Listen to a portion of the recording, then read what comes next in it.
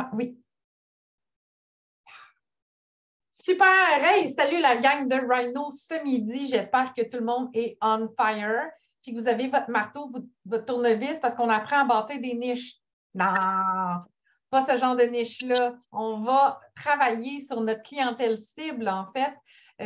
C'est la belle Isabelle aujourd'hui qui va nous apprendre comment attirer nos clients, comment bien cibler, puis quelle action faire quotidiennement là, pour pouvoir bien cibler puis avoir les gens qu'on désire avoir qui viennent vers nous avec notre grand magnétisme. Donc, Isabelle, je te cède la parole. Merci, ma belle Maude. Donc, bienvenue. Mick a écrit 82, mais si je ne me trompe pas, on est au 83e Rhino Run parce que c'était Abby qui a fait le 82e, hein? C'est ça? Donc, bienvenue au 83e Rhino Run. Hi! Ça tire à sa fin! C'est fou, hein? Wow! Moi, je vais vous dire, rendu où on est, trouver des sujets, c'est un petit peu plus difficile. Tu sais, on dirait qu'on a touché un peu à tout. Donc, la niche, on en a parlé, on a touché un petit peu. Je pense qu'on n'est pas rentré dans le vif du sujet. Donc, ce que je vais faire, je vais vous raconter une partie de mon histoire. On a toutes plein de volets à notre histoire. Tu sais, plus on y va, plus on en parle, plus on se rend compte qu'on pourrait en parler pendant des heures de cette fameuse histoire-là qu'on vous dit de construire. On l'a raccourci, on a appris comment, genre, shrinker le tout. Mais elle a plusieurs volets, cette histoire-là. OK? Donc, moi, j'ai 47 ans. Je suis esthéticienne depuis 26 ans. Depuis ma tendre enfance, je me suis fait traiter de boulotte. Donc, depuis que je peux, depuis que je peux choisir ce que je mets dans mon corps, j'ai essayé 10 000 régimes. Là, je le dis régime. J'ai essayé des choses pas très catholiques, je l'ai souvent dit. J'ai fait venir des affaires qui des fois, passaient pas aux douanes. Je me faisais chicaner par des amis parce qu'ils disaient « Isabelle, ça n'a pas de bon sens ». J'ai joué au yo-yo avec mon poids, une affaire épouvantable, d'être archimègue à vraiment overweight. Mais ce qui m'est resté le plus, c'est les mots de vente. En fait, je le dis, je le redis, et ceux qui m'écoutent le savent, j'avais 2 phrases fétiches. Je me levais en disant « Je suis fatiguée, j'ai mal au ventre » ou « J'ai mal au ventre, je suis fatiguée ». J'avais le ventre, comme Émilie pouvait dire, il pouvait être plat en me levant, puis 10 minutes après avoir consommé quoi que ce soit, j'avais l'air d'une femme enceinte. Et je peux vous dire que je pouvais passer de enceinte de 1 mois à enceinte de 6 mois à la fin de la journée. Là. J'avais les veines qui me sortaient sur le bord. Là. C'était une bédaine de femme enceinte. J'avais mal. J'avais un mal fou.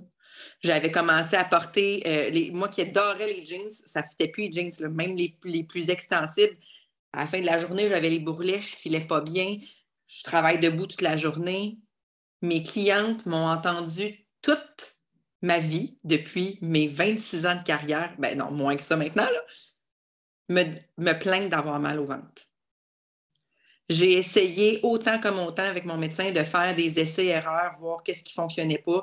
Tu as un semblant de « Oh, ça fait du bien », mais mot t'as dit, ça revient. J'ai une sœur qui a la maladie de Crohn et j'ai une mère qui nous a élevés avec des légumes. Chez nous, les légumes, c'était let's go. Ma sœur, qui a la maladie de Crohn, ne pouvait pas manger tous les légumes, mais elle aimait tellement ça qu'elle faisait pareil. Hein? Donc, manger légumes, mal de ventre. Manger légumes, mal de ventre, là, élimine. À un moment donné, je ne savais plus qu'est-ce que c'est manger, donc mon assiette ressemblait vraiment à plein de carbs. Parce que là, on t'a dit, les légumes me faisaient mal au ventre. Mais là, finalement, les carbs aussi me faisaient mal au ventre. Mais oui, j'étais fatiguée parce que je traînais ma peau. Parce que d'avoir mal 24 sur 24, t'es fatiguée. Je disais, un jour, quand je vais avoir du temps à perdre, parce que l'hôpital escalé, hein? COVID, pas COVID, virus respiratoire ou pas. Il y a toujours eu des heures et des heures et des heures d'attente à l'hôpital. Je me disais, quand je vais avoir du temps à perdre, je vais aller à l'hôpital. Je vais aller à l'hôpital, je vais leur dire, je ne me peux plus. Trouver ce que j'ai, bon tard, je t'aboute. Enlevez-moi tout ce que j'ai dedans. Jusqu'au jour où une cliente est arrivée qui avait les mêmes problèmes que moi, qui avait, un, perdu du poids, deux, qui avait un teint rayonnant et qui me disait, j'ai plus mal au ventre. Elle avait essayé le keto. Donc, j'ai commencé à essayer le keto. Puis là, ça allait vraiment bien. Force est d'admettre que moi, j'aime prendre du vin. Fait que je trouvais ça bien, bien plate de ne pas pouvoir prendre d'alcool. Parce que là, ce que je voulais, c'était pas déroger de mon 20 grammes. Là. Moi, je voulais pas perdre ma cétose. Là. Ma cétose, c'était ancré, me faisait plus bobo au ventre. Là. Donc, je voulais garder cette cétose-là. Une amie m'a parlé d'Émilie. Je me suis ramassée sur la page Émilie, en plein reboot. Reboot que je suis. En passant, il y en a qui sont en reboot aussi. Je suis gelée, ça paraît-tu? Dania, toi, t'es pas en reboot. Faut pas. Donc, j'ai fait un reboot. Ça va vraiment, vraiment, vraiment bien. Vraiment. Faut dire que moi, jeûner, j'en ai pas de problème avec ça. C'était ce que je mangeais après mon jeûne qui était épouvantable. Je le fais plus. Et Émilie a parlé de Crash the Reboot, donc a parlé de les ketones qu'il y avait dans le reboot. Parce que moi, j'ai juste commandé une boîte. Là, ce qu'il y avait dedans, je ne savais pas c'était quoi. J'ai juste pris ce qu'il y avait dedans. Pas posé de questions. Et c'est quand j'ai recommandé une expérience ketone que je me suis vraiment rendu compte de tout ça. Et là, j'ai réalisé que ça pouvait me permettre de garder ma cétose. Puis de prendre mon verre de vin. Puis pour moi, garder ma cétose, ça voulait dire avoir un bedon d'aine léger. Je me rappelle la journée où mon chum est arrivé de travailler, puis je m'étais fait un bol de choux Bruxelles grillé. Toi, je mangeais à même mon bol. Mon chum, il m'a regardé puis il a dit, Chris, t'es folle. C'est quoi, là? On s'en va à l'hôpital à soir. J'étais comme, non, ça passe ou ça casse. Ça l'a passé. Ça l'a passé. Grâce à mes ketones, grâce à la cétose. OK, aujourd'hui, si je mange un bol de choux de Bruxelles puis que je ne prends pas de ketones, je suis désolée, là, keto, pas keto, j'ai mal. Je te raconte ça parce que moi, depuis 2 ans et plus que je suis promotrice, trouver ma niche, j'avais un peu de misère. Et comme toi, quand je parle des ketones, j'énumère tous les bienfaits. Mais celui que je parle le plus souvent, c'est l'énergie. Parce que moi, je me dis, tabarnouche, hey, je suis bien plus énergique. Je suis tellement plus énergique. Donc, hey, je vais te parler de l'énergie que ça donne. Mais je ne suis pas allée vraiment à pourquoi j'étais plus énergique. À cause que j'ai plus mal au ventre. Oui, l'énergie de la cétose. Mais le gros, moi, de mon suçage d'énergie, c'était ça. Quand on a regardé le Rhino de Brian James, qui nous a parlé que pendant 30 jours, il nous a donné un défi. C'était de cibler un bienfait et d'en parler pendant 30 jours. Je me suis dit, Émilie, elle a dit, c'est quoi vous autres? J'ai écrit, moi, on a eu un team call, elle a dit, c'est quoi vous autres? Moi, j'ai écrit d'emblée l'énergie. Mais à la fin du call, mon fils, qui souvent il est là, puis il me regarde, puis il m'écoute. Il me dit, tu trouves que c'est l'énergie, toi, que tu as le plus, maman? Fait que là, je dis, ben toi, là. Puis là, j'y énumère les bienfaits que je peux vous dire que depuis 2 ans, il sent tabarnouche, mon fils, c'est quoi les bienfaits, là? Je dis, toi, lequel là-dedans tu trouves qui me colle le plus? Mais il dit, maman, tes maux de ventre. Il y a bien plus de Tylenol dans le pot puis d'Advil maintenant. Je t'entends plus te plaindre que tu as des maux de ventre. Puis là, je l'ai fait, c'est boire. Il a raison. Il a raison. Et là, je me suis mis à regarder puis à écouter mon histoire qui commence toujours par mes 2 motadines de phrases. J'ai mal au ventre, je suis fatiguée. Je suis fatiguée, j'ai mal au ventre. Pourquoi je suis fatiguée? Parce que j'ai mal au ventre. C'est quoi mon bienfait principal à moi? Je les ai toutes, là. mais c'est mes mots de vente. Fait que mon 30 jours que Brian James il nous a donné, là, ben, je me suis donné comme défi de parler de mots de vente, de ballonnement. Abby, hier, elle nous a dit, là, ça va être le temps des fêtes. Puis là, ben, pendant le temps des fêtes, ben, on a plusieurs choses dans lesquelles des malaises dans lesquels on se pitch parce que, bon, il y a les rages de sucre, on fait ci, on fait ça. Cibles-en un. C'était quoi, moi? Hey! Je m'achetais une petite robe au début de Noël, là. Puis, peux-tu vous dire que j'avais goût de la déchirer, la robe, sur mon dos, là? Puis qu'elle me faisait juste le 24, hein? Je pouvais pas la reporter. Impossible. Parce que j'étais ben trop ballonnée. C'est de ça que je vais parler.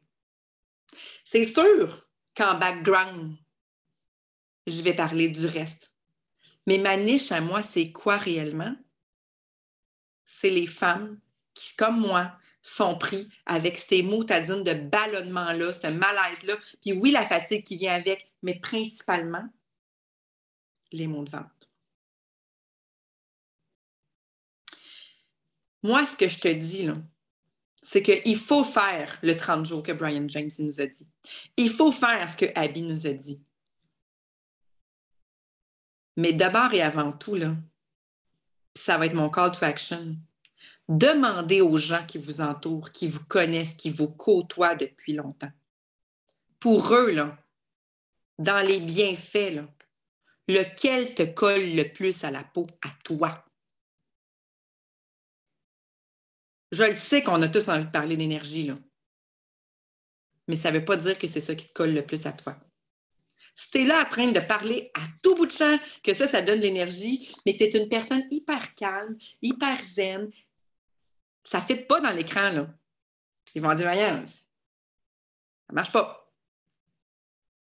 Mais si par contre, c'est venu jouer parce que tu es en burn-out, puis ça t'a aidé à sortir de ton burn-out, c'est venu jouer sur ça, sur ton humeur, sur ta stabilisation de ton humeur et de tes hormones. Hey, parle de tout ça. Et pas honte, parce que je sais qu'il y en a plusieurs, je vous écoute, il y en a plusieurs dans leur histoire qui ont été en burn-out, qui ont été en dépression profonde. Mais parlez-en, les filles, les gars, ayez pas honte, parce qu'il y en a des millions de gens qui font de l'anxiété, puis qui font une dépression, puis qui prennent des pilules, puis qui cherchent comment s'en sortir. Si un jour, ils zappent sur toi dans ton écran, puis que tu comptes ton histoire, puis tu dis que depuis que tu es en cétose, depuis que tu prends des ketones, c'est venu t'aider, fais sur moi que tu l'as trouvé ta niche. Cherche-toi, demande aux gens, toi. Fie-toi pas à l'histoire de Judith, fie-toi pas à mon histoire, fie-toi pas à l'histoire de Maude, fie-toi pas à l'histoire d'Alexandre, parce qu'on a tous une différente histoire. On a peut-être accroché sur l'énergie d'Émilie, hein, sur l'énergie de Momo. Mais chez nous, c'est peut-être pas ça qui est venu faire la grosse différence. Fait que mon call to action, c'est d'aller voir les gens de votre entourage.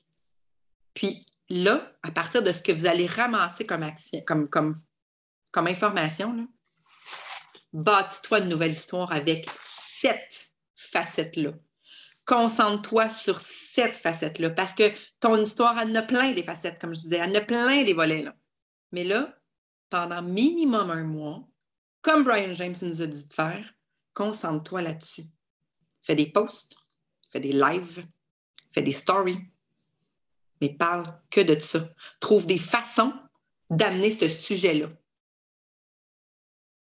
Noël va arriver, Abby l'a dit, on va rentrer dans un tourbillon, puis tous nos bobos vont revenir. Puis toutes nous autres ici, on risque de succomber à ça, là, parce qu'on est tous des humains, là. On risque tous de succomber à quelque chose là-dedans dans Noël qui va nous faire un peu retomber. On peut en parler. On a le droit. Les gens vont être contents de voir qu'on est humain, puis qu'on retombe des fois, mais qu'on a un outil pour revenir back on track qui nous maintient plus haut que qu'est-ce qu'on était avant. J'ai vu que tu avais la main levée, Alexandre. Ce que je vais faire, par contre, c'est que je vais demander à Maude, c'était pas très long mon histoire, de faire une espèce de petit récupératif parce que j'ai vraiment envie qu'on ait des partages. Je veux vraiment que vous me parliez de vos histoires. Maude?